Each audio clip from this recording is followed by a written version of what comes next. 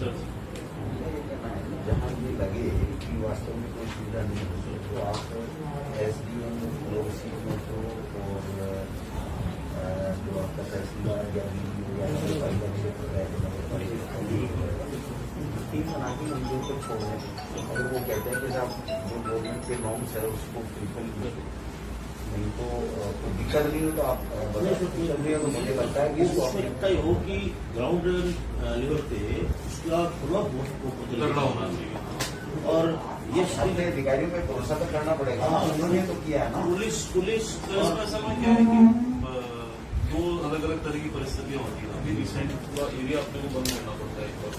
अगर हम किसी घर में रखते हैं पॉजिटिव पेशेंट तो हमें आसपास के घरों का भी उसका मॉनिटर ज्यादा करना पड़ेगा।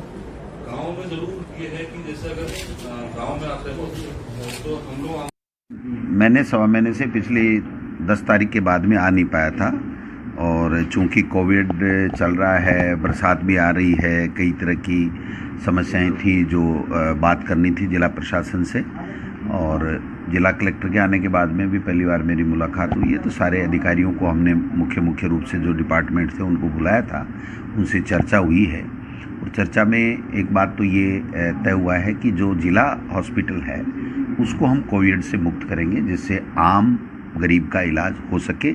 उसके लिए सांवली या फिर जनाना हॉस्पिटल में कोई व्यवस्था करेंगे। तो ये प्रशासन को निर्देश दिए गए हैं, तो वो इसको देख करके और 1-2 दिन में ही इस बात की व्यवस्था करेंगे कि जिला हॉस्पिटल हमारा कोविड से मुक्त हो, जिससे गरीब का इलाज हो सके। दूसरा जो क्वारंटाइन किया जा रहा है सेंटरों में, उससे कई तरह की बातें आई थी। कुछ लोगों का ये मानना था कि भाई हम होम क्वारंटाइन होना चाहते हैं तो हमें होम क्वारंटाइन किया जाए।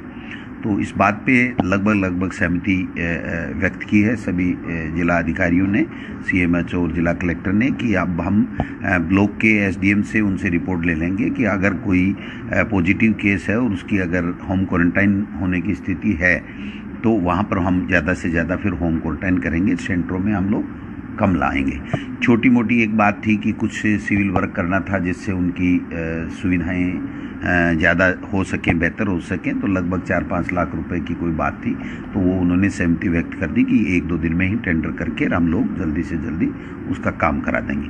अतिवृष्टि में कहीं भी कोई सड़क नहीं टूट जाए, कोई बाधा नहीं हो जाए, नवलगढ़ रोड पे पानी भर करके कहीं कोई बड़ा नुकसान नहीं हो जाए, लोगों की दिक्कत नहीं हो, तो इसके लिए भी दिशा निर्देश हमने दे दिए हैं। और जिला कलेक्टर ने तमाम अधिकारियों को कह दिया है कि आप इसकी कीजिए।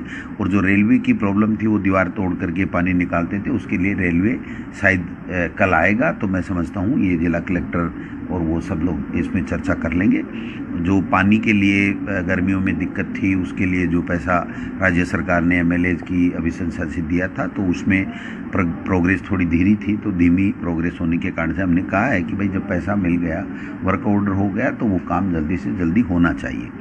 एक जो नए विद्यालय क्रमोन्नत हुए हैं या जो सिविल के उनको पैसा मिले हैं, तो उसके लिए भी हमने कहा है कि भाई पैसे की कोई कमी नहीं है, आप जल्दी से जल्दी ठेकेदारों पे मॉनिटरिंग करके और एसडीएमसी पे मॉनिटरिंग करके आप जल्दी से जल्दी उन भवनों को बनाएं। और जो नए विद्यालय क्रमोन्नत हैं उनमें कौन सा संकाय होना चाहिए, एसडीएमसी की मीटिंग करवा करके आप तुरंत दें, जिससे जब स्कूल खुलने का समय आए तो मैं समझता हूँ उसमें बच्चों को ये पता रहे कि भाई मुझे कौन सा विषय किस स्कूल में मिल सकता है और बैठने के लिए उनके पास में कमरे आदि हो जाएं।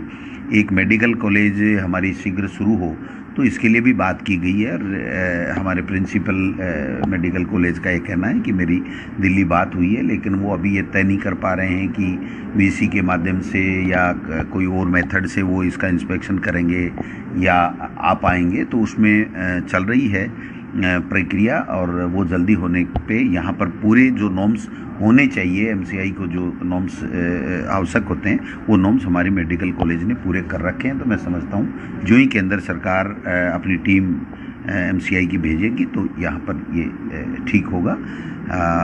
बाकी अन्य कोई जो भी मुद्दे जनता के आए, एक बात आई थी व्यापार मंडल की कि भाई एक दुकान में एक व्यक्ति के कोरोना पाए जाने से पूरा मार्केट बंद कर दिया गया। तो वो जिला कलेक्टर के द्वारा ये बताया गया कि हम इसको लंबा नहीं कर रहे हैं, इसलिए एक बार 1 दिन 2 दिन के लिए सख्ती करते हैं तो उससे कोरोना संक्रमित होने से हमें लाभ मिलता है और जनता को बचाया जा सकता है। तो मैं समझता हूँ वो अपने स्तर के ऊपर इस बात को देखेंगे और ज़्यादा से ज़्यादा असुविधा भी नहीं हो और कोरोना संक्रमण भी नहीं फैले।